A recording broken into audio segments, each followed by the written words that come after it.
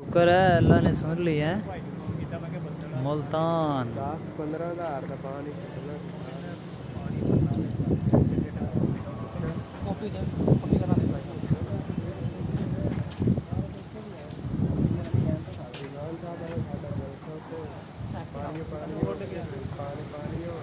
हो गया।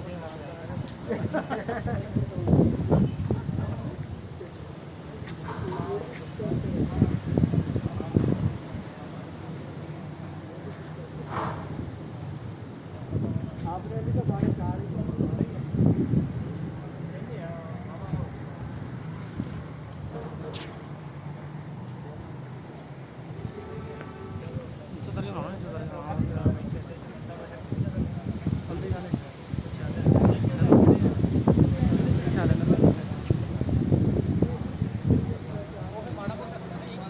एंजॉय करता